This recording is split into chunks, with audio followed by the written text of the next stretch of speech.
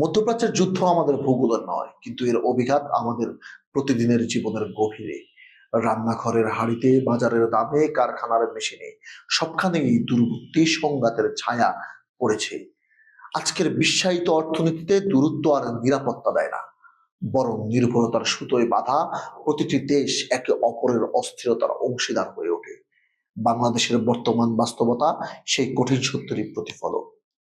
জ্বালানি আজ কেবল একটি পণ্য নয়, এটি অর্থনীতির স্পন্দন।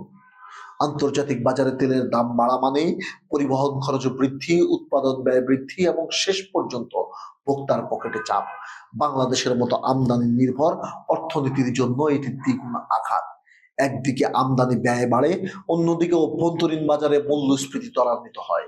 ফলে সরকারের একটি কঠিন দ্বিধায় পড়ে যায়, দাম বাড়িয়ে জনগণের ওপর চাপ বাড়াবে নাকি ভর্তুকি দিয়ে রাজস্ব ঘাটতি গভীর করবে। এই সংকটের সবচেয়ে নির্মম দিকটি হলো এর অসম প্রভাব।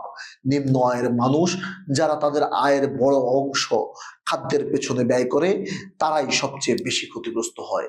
খাদ্যের দাম সামান্য বাড়লেও তাদের পুষ্টিমান কমে যায়, জীবনযাত্রার মান নেমে আসে। অর্থনীতির পরিভাষায় এটি ব্যয় প্রণোদিত মূল্যস্ফীতি, কিন্তু বাস্তবে এটি কেবল এক বেলার খাবার কমে যাওয়ার গল্প।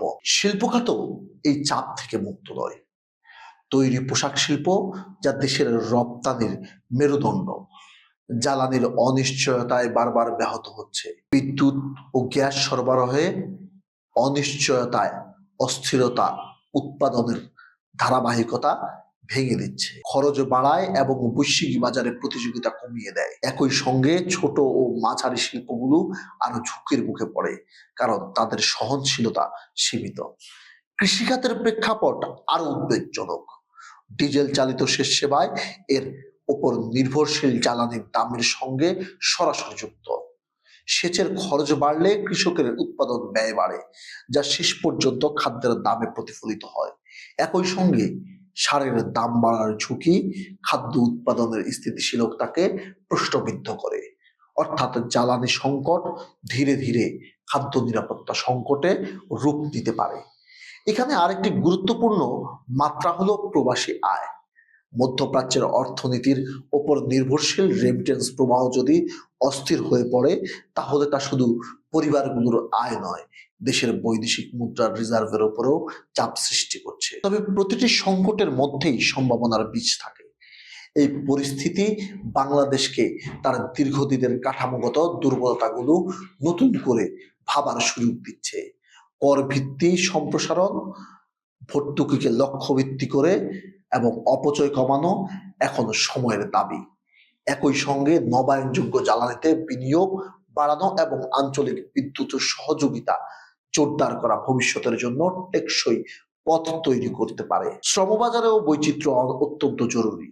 এক বা দুই অঞ্চলের উপর নির্ভরতা কমিয়ে নতুন বাজার, কর্মসংস্থান সুযোগ সৃষ্টি করা গেলে রেমিটেন্স প্রবাহ আরো স্থিতিশীল হবে। এতে বৈদেশিক খাতের ঝুঁকিও কমবে। শেষ পর্যন্ত অর্থনৈতিক স্থিতিশীলতা কোনো আকস্মিক অর্জন নয়, এটি সুদূর প্রসারী পরিকল্পনা, নীতিগত সাহস এবং প্রাতিষ্ঠানিক দক্ষতার ফল। মধ্যপ্রাচ্যের যুদ্ধ আমাদের জন্য সতর্কবার্তা। নির্ভরতার জালে আবদ্ধ একটি অর্থনীতি কত দ্রুত অস্থির হয়ে উঠতে পারে। এখন সিদ্ধান্ত নেওয়ার সময়। আমরা কি এই সংকটকে কেবল সহ্য করব, নাকি এটিকে পরিবর্তনের সূচনা হিসেবে ব্যবহার করব? সংবাদ পরিক্রমার সাথেই থাকুন, দেখুন, পড়ুন, বিজ্ঞাপন দিন।